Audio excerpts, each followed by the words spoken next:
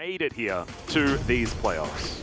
And this is actually such an exciting story. These teams are huge rivals here in Korea. You can see they both had back-to-back best-of-5 series in 2020. Who's going to win the first one in 2021? These teams are rivals, even going as far back as the Samsung dynasty, right, that Gen G acquired. Yeah. And these are two teams that have a huge Western influence as well in Korea. Even though they are Korean teams and are Korean rosters, they both have that kind of extra Western influence. They're very popular overseas. And so I think that's why this is such a fun and storied matchup between these two teams, because they have such a huge following in the West as well. Yeah, and it also goes back extraordinarily far, right? You've got SKT, you know, Faker's debut in 2013. SKT look incredible, but then these incredible Samsung teams come out as well, and you sort of, that's what birthed a lot of this. And then, you know, like, getting a whole lot of world championships for SKT. They were on a roll, picked up a couple, and then, you know, Ruler and the gang pick up the 2017 World Championship. Well, Ruler's still here. Yeah. And we'll have to see whether he's going to be enough to get them over the line here, as Rascals also had a good season, although not as strong in round 2. He really did have a great start this season. That first kill we had of the Camille versus the Gnar was actually the first kill of the spring season, actually, the very first game. And it was a fiery start for Rascal. At the very beginning of the season, he was given too many high-priority picks, right? He was given Renekton in first rotation, was able to play the Akali in that very rare moment when she was very popular, crushed it on the Camille. And then in round robin 2, right, our second round robin, he wasn't given those high priority picks as much. And Kana actually is performing much better in the second round robin. He had a very weak start. He had one of the highest isolated death ratios of anyone in the top lane on our winning teams, but he has really turned it around as he reappears. Yeah, and also it's like Kana's been playing the Rascal champions, right? And showing him like, this is what you used to be. Look at how good I am now. Well, the mid lane is another story that's a little bit similar to this. BDD has had an incredible season with some extraordinarily high highs. Maybe not necessarily Chovy's level of high highs, but maybe a little bit more consistent. But he wasn't against T1. When we saw that series between these two teams, I think it shaped how a lot of us expected a series like this to go. And I'm trying my very best to keep that out of my mind, because this mid lane matchup is one where, you know, BDD's taken down Faker before. You know, this is a man that has denied Faker some of his finals, and not very many people deny T1 in a final. I think they've lost like 2. Yeah, it's insane, and Faker has had such great performances here at the very end. But when we'll take a look at the bottom lane, actually, it's really interesting. Both of these AD carriers are actually born in 1998, so they're the same age. And actually, Teddy has the winning record by 6 matches, which is kind of insane considering that this guy came from Jin Air, right? And his time in T1 has really shaped him into a top-tier player. Ruler has a lot more international stage experience overall, but it's Teddy who actually comes up on top domestically and has shown a better performance in the last few weeks of competitive play here in the LCK, and that's when it matters most.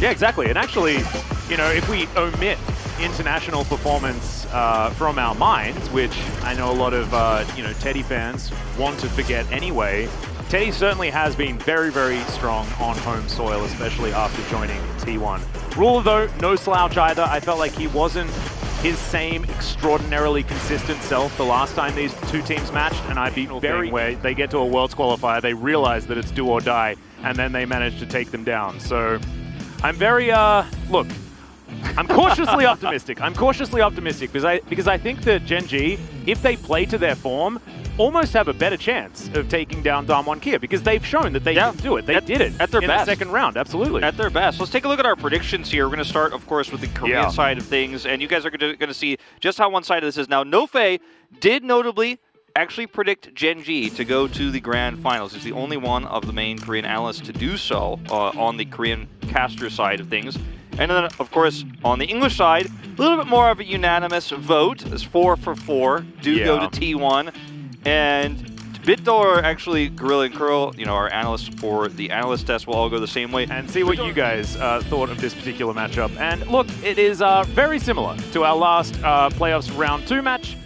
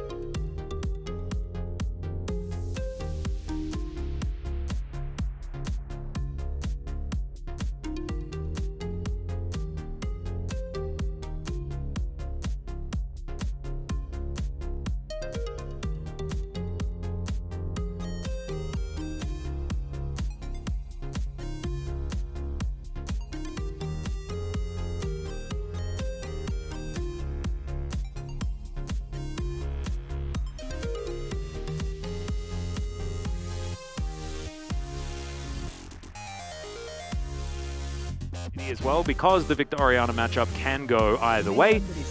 It'll all be about timings. This is definitely a very better, but ramps up. Here comes Clid. As, yep, Clid's going to wrap around from behind. He's going for carrier here. Of course, you can't lantern yourself as the flame chompers are avoided. Teddy actually, though, not able to get onto the lantern, and he's just gobbled up by Life, who will say thank you so much. It's a really easy punish there. We'll watch it again. Look at the map here. Look at where Faker is standing, and look at where that ward is on the river. Clid goes all the way around, and they just have no idea this is coming. Way overextended. And it's just a really easy cleanup from here. Teddy is chain CC'd, and there's nothing Carrier could do for him. Yeah, body blocking the lantern as well was really clever there. Safely come over and deal with this as T1. They didn't have bot priority, and now Cuz is here. Yep, Life is going to flash. He had flash, he had cleanse, and he's able to use the cleanse now to get out of the hook. As Clid gets away with it. They're able to get an early advantage here, and now T1 can't use this Olaf pick to get that double. Oh, Faker. Yeah, shockwave from BDD. Gravity field goes down. That's going to block BDD from getting on through.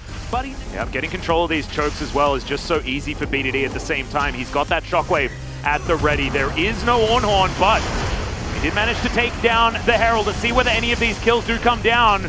In a little bit of trouble is the Olaf as the eye is taken. 3-man shockwave from BDD is huge, but now Rascal out of position. Super Mega Death Rocket body blocked by Carrier. Cuz would have been very, very close. Yeah, with the Ornn in particular.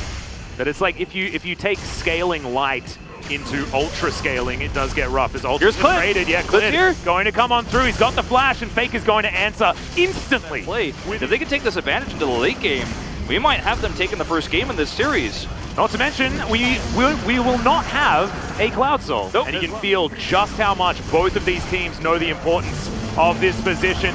In comes the Ram, looking for Cuz, who does throw down the Ragnarok, but no way can he get into position. And see whether Faker can get over in time. Body slam onto Rascal. Gonna get knocked up though is Canna.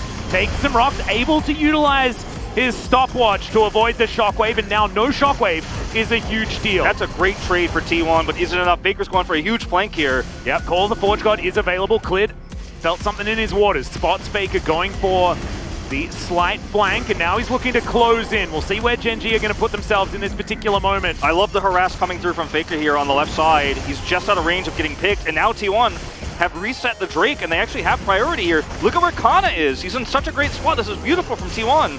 Yeah, we'll see whether he can actually blast cone over. As you can see, he's going to get tongue lashed as now Clid getting on in there, not going to be able to find a smite. Now they have thrown his life away. The Devour is going to be available as Teddy. The close range weapons are so scary. The cast comes out, but the blast cone keeps Rascal alive. And we'll see whether Gen G can play enough defense.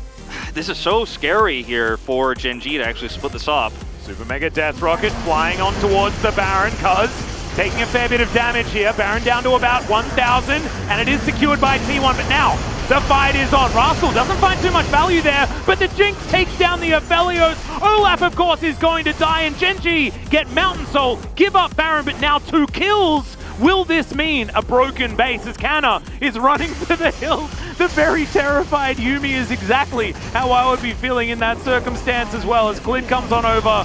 They're looking to try and stagger this one out. Even the comes teleport. over, and yeah, I just don't think that he's going to stand much of a chance here. And no more stopwatch. They were able to take the Baron, but they weren't able to group.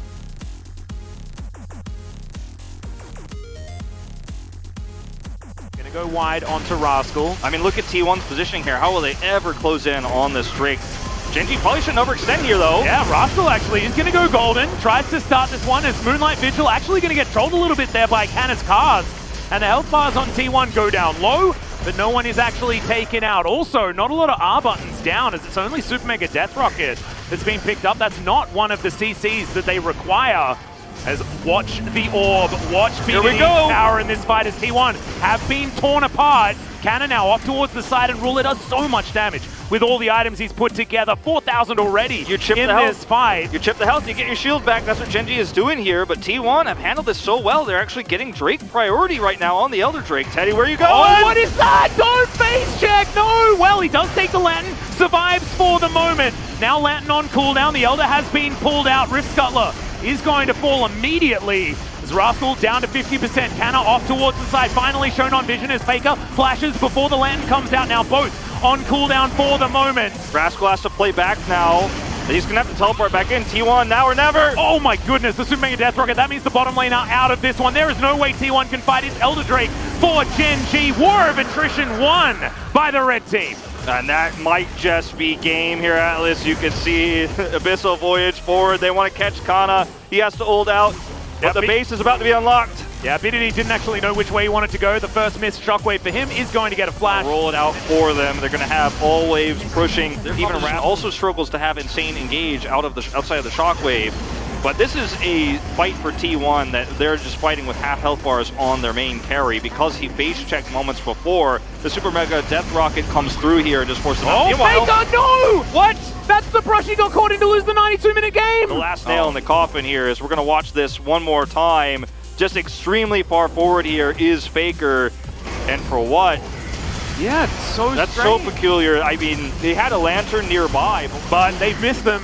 So that is not that egregious, but that is a huge uncharacteristic mistake for Faker as Nexus turret number 1 is going to go down. BDD flashes forward, gets another flash for his Shockwave. Ornhorn does go a little bit wide there as kind of breaks up the fight, but Rascal looks basically unkillable, just goes in and solos Teddy. Now Carrier and Canna have no damage. Faker finally turns up, but Ruler is an absolute monster. Carrier comes on in, that's a very angry dragon, and the Nexus will fall. Gen G take game number 1, and we've got one hell of a best of 5 out.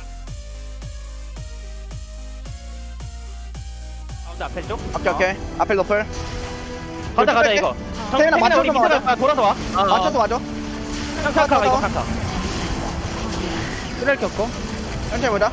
얘 딜 못 버틸 거야? 탑으로 가는 중. 야, 셋 잡았어. 아, 뭐, 감이 있다. 딸피. 이번에 공을 한번 쓸게. 밀어내야 돼. 앞에. 오케이, 앞에 키우플. 타워. 타워 때리면서 봐. 타워 때리면서 봐. 아니, 천천히. 천천히. 천천히 봐. 앞에 잡았어. 나이스. 앞에부터. 올라프. 나이스. 여기 가볼게. 세우게. 밑으로 마무리. 다 죽여. 다 죽여. 나이스. 오케이, 다음까지 가자. 오케이.